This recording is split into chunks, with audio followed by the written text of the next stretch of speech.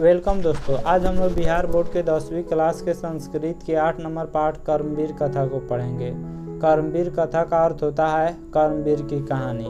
कर्मवीर का अर्थ होता है परिश्रमी, कर्तव्य में वीर या कर्मवान।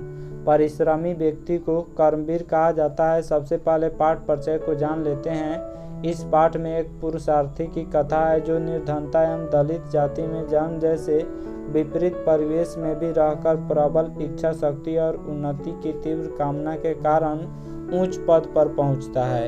यह कथा किशोरों में आत्मविश्वास और आत्मसम्मान उत्पन्न करती है, विजय के रथ को प्रशस्त करती है। ऐसे कर्मवीर हमारे आदर्श हैं। इस पाठ में हम लोग एक दलित और निर्धन बालक के बारे में पढ़ेंगे जो अपने इच्छा शक्ति और उन्नति की तीव्र कामना के कारण उच्च पद पर पहुंचता है, कलेक्टर बनता है, यूपीएससी का एग्ज़ाम निकालता है और फिर कलेक्टर के पद पर पहुंचता है। चलिए शुरू करते हैं पाठ को। पाठे अस्मिन् समाजे दलितस्य ग्रामवासिनः पुरुषस्य कथा वर्तते।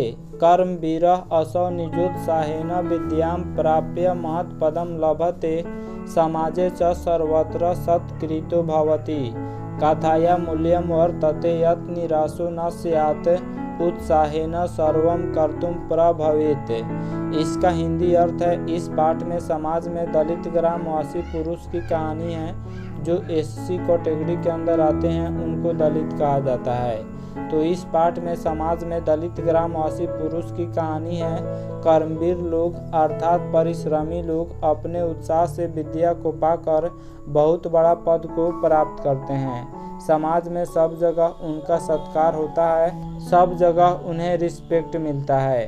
कथा का वास्तविकता है कि मनुष्य को निराश नहीं होना चाहिए, उत्साह से सभी कामों में लगना चाहिए। इस कथा का मूल उद्देश्य है कि हमें निराश नहीं होना चाहिए, उत्साह से ही सभी काम होता है। इसलिए किसी भी कार्य को उत्साह से करना चाहिए। अस्ति बिहार राज्यस्य दुर्गम प्राय प्रांतरे भीखनटोला नाम ग्राम निवसन्ति अस्म, तत्र अति निर्धना शिक्षा विहीना क्लिष्ट जीवना जना, तेषु एवान्यतमस्य जनस्य परिवारो ग्रामाद् बहिः स्थितायां कुटियां निवसत्। कुटी तु जीर्ण प्रायत्वात् परिवारजनान् आत्ममात्राद् रक्षति न वृष्टे। इसका हिंदी अर्थ है, बिहार राज्य के दुर्गम क्षेत्र में भीखनटोला नामक एक गांव है। वहां बहुत गरीब, शिक्षा विहीन, कठिनाई से जीवन जीने वाले लोग निवास करते थे। उन सबों में एक व्यक्ति का परिवार गांव से बाहर स्थित कुटिया में निवास करता था। झोपड़ी टूटी जैसी थी जो परिवार वालों को केवल धूप से बचाती थी, वर्षा से नहीं। बिहार के दुर्गम क्षेत्र यानी कठिनाई भरा क्षेत्र में भीखनटोला नाम एक गांव था। वहां बहुत गरीब लोग रहते थे, शिक्षा की कमी थी, कठिनाई से वे लोग जीवन निवास करते थे। उन सबों में एक व्यक्ति का परिवार गांव से बाहर स्थित कुटिया का अर्थ झोपड़ी होता है, झोपड़ी में निवास करता था। झोपड़ी टूटी थी, उससे केवल धूप से रक्षा होती थी, वर्षा से रक्षा नहीं होती थी। परिवारे स्वयं गृह स्वामी तस्य भार्या तयोरेकः कनियसी दुहिता चेत्यासन, तस्माद् ग्रामात् क्रोशमात्र दूरं प्राथमिको विद्यालय प्रशासनेन संस्थापितः।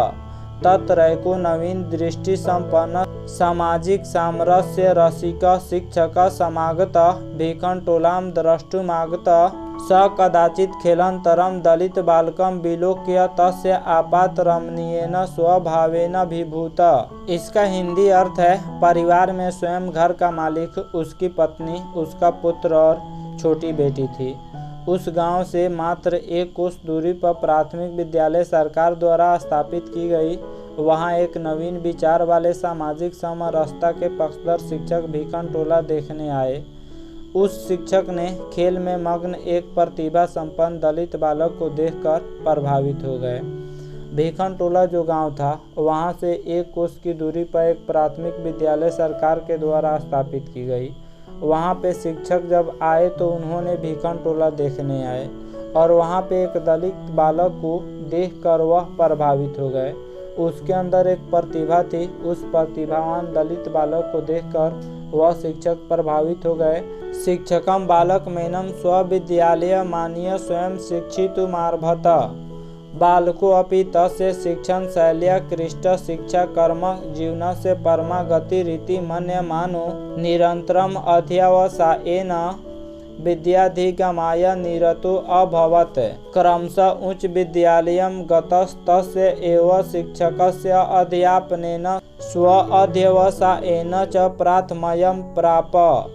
इसका हिंदी अर्थ है, शिक्षक ने उस बालक को विद्यालय में लाकर पढ़ाना शुरू कर दिए। शिक्षक जब भीखन टोला घूमने गए तो वहाँ पे एक प्रतिभा संपन्न दलित बालक को देखा और उससे वह प्रभावित हो गए और उस बालक को विद्यालय में लाकर पढ़ाना शुरू कर दिए। बालक भी उनकी पढ़ाई से प्रसन्न होकर शिक्षा को जीवन का असली धन मानकर परिश्रम पूर्वक अध्ययन करने लगा। इस प्रकार उच्च विद्यालय में जाने पर शिक्षक के सहयोग तथा अपने परिश्रम के बल पर परीक्षा में प्रथम स्थान प्राप्त किया।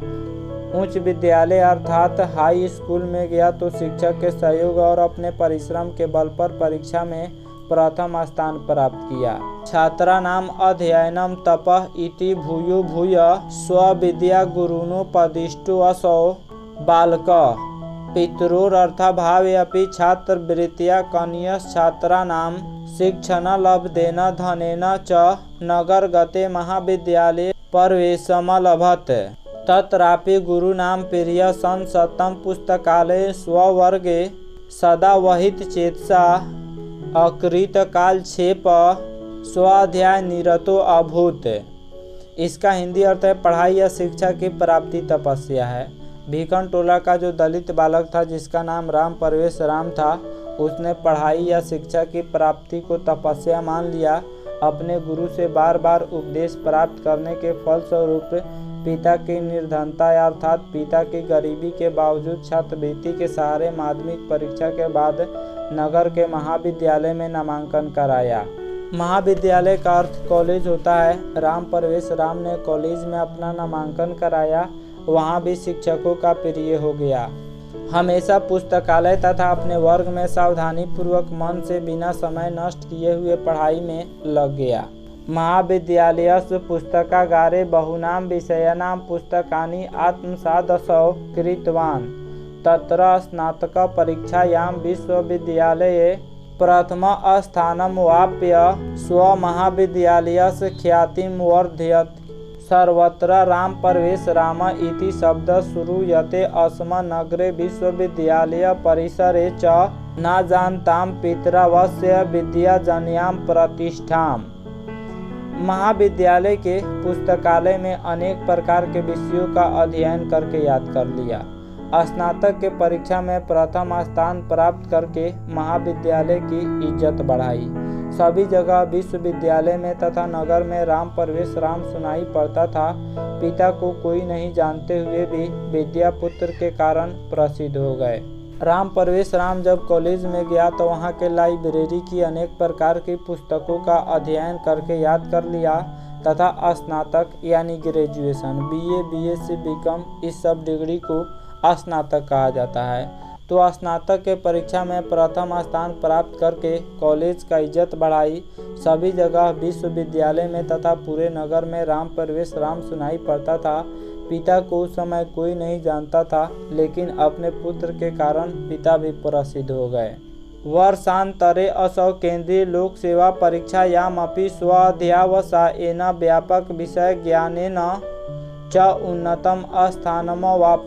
साक्षात्कारे च समिति सदस्यास्तस्य व्यापकेन ज्ञानेन तत्रापि तादृशे परिवार परिवेशे कृतेन श्रमेणाभ्यासेन च परम प्रीताः अभूवन्।